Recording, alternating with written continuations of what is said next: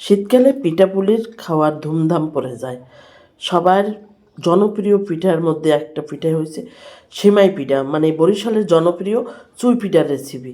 সেটা যদি হয় তালের শাঁস দিয়ে, তাহলে অসাধারণ হয়। আর এরকম ঝুনা নারকেল কোড়াই নিয়ে যদি পিঠাটা বানানো যায়। আসসালামু আলাইকুম দূরের এবং কাছের বন্ধুরা, যে যেখান থেকে দেখছেন আজকের রেসিপি, অসংখ্য ধন্যবাদ আপনাদেরকে। আমার মায়ের হাতের জনপ্রিয় এই রেসিপিটা আপনাদের সাথে শেয়ার করতে যাচ্ছি। এটা আমি আটা দিয়ে বানাবো। আমার মা মাঝে মাঝে আটা দিয়ে এই রকমের সেমাই পিঠা কাইটা তারপর আমাদেরকে রান্না করে খাওয়াইতো, খুব মজা লাগে।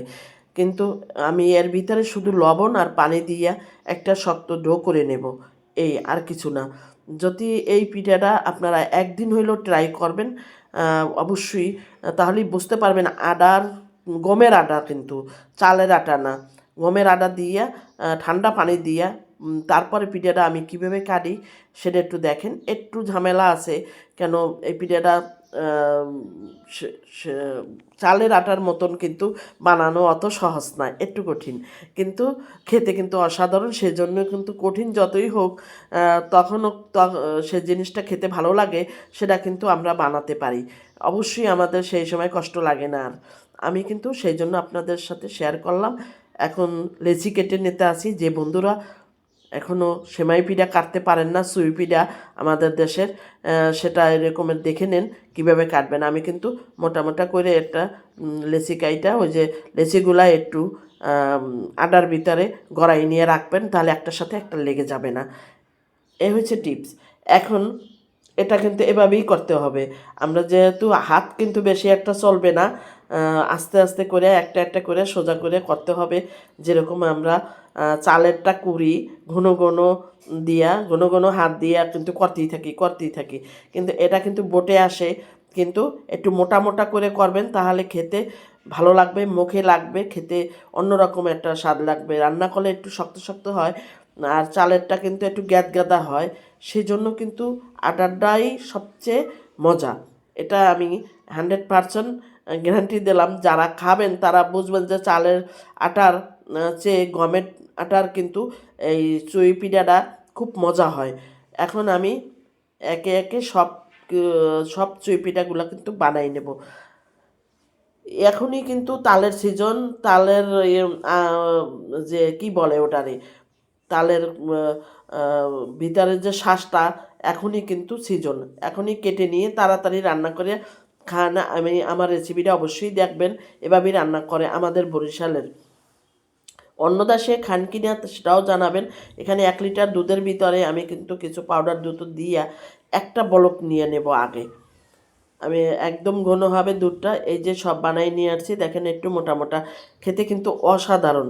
এই শীতের সময় সকালে যে কি মজাটা লাগে, সেটা মুখে এবং জিহ্বায় লেগে থাকার মতন সেরকম স্বাদ। আমি চিনি দিয়ে রান্না করব, এটা আপনারা গুড় দিয়েও রান্না করে খেতে পারেন। সেই জন্য আমি আজকে চিনি দিয়ে রান্না করব আমার পছন্দে।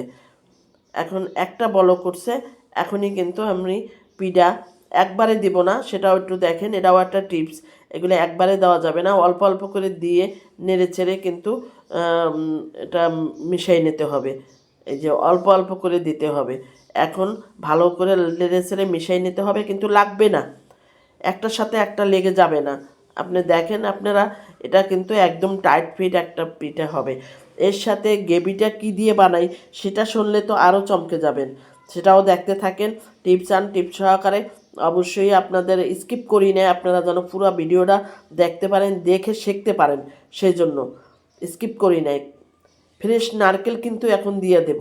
ফ্রেশ নারকেল অবশ্যই ব্যবহার করবেন, যতই আপনি দুধ দেন, কিন্তু নারকেলটা কিন্তু অবশ্যই আপনাদের দিতে হবে।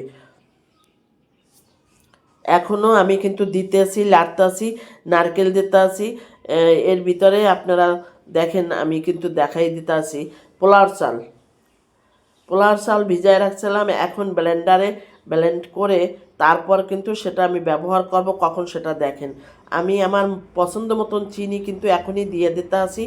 এখন পর্যন্ত কিন্তু গ্রেভির কিছুই দিইনি, সাথে শুধু ফ্লেভারের জন্য এখানে আমি শুধু তেজপাতা ব্যবহার করছি, কোনো এলাচ দার লবঙ্গ এলাচ দারচিনি কিন্তু ব্যবহার করি নাই, আপনারাও আশা করি করবেন না। যদি যারা করবেন তারা কিন্তু এই স্বাদটা পাবেন না, শুধু তেজপাতা দেওয়া যায় এখানে, আর কিছু না। এই যে এখন গ্রেভিটা আমি হবে চালের যে আটাটা করে ব্লেন্ড করে দিয়ে দিলাম, আস্তে আস্তে নেড়ে চেড়ে সুন্দর একটা ফ্লেভার আসবে। পুরা কিচেন কিন্তু গ্রানে মোমো হয়ে যাবে। এখন আমাদের সেই তালের শ্বাসের দিকে দিয়ে দিছি। এগুলান আমার সাহেব কিন্তু ভেঙে ভেঙে তুলছে, নাহলে আস্তে আস্তে থাকতো। ভেঙে ভেঙে তুলছে, কিন্তু ভালোই হয়েছে। যা হোক, খেতে ছিল সেই রকমের একটা স্বাদ। যারা খেয়েছেন তারা জানেন যে এটার স্বাদ কতটা। স্বাদ মতন লবণ দিয়ে দিলাম, যেহেতু মিষ্টির জিনিস একটু লবণ না হলে ভালো হয় না। রেসিপিটা শেষ হয়ে যাইতে আছে। যদি ভালো লাগে ফ্যামিলি অ্যান্ড ফ্রেন্ডসের সাথে শেয়ার করে তাদেরকে সামনের দিকে আগাই দেবেন, তারা যেন এই রেসিপি দেখে অবশ্যই এই শীতে উপভোগ করতে পারে সুন্দর চুই পিঠার রেসিপি। ধন্যবাদ সবাইকে।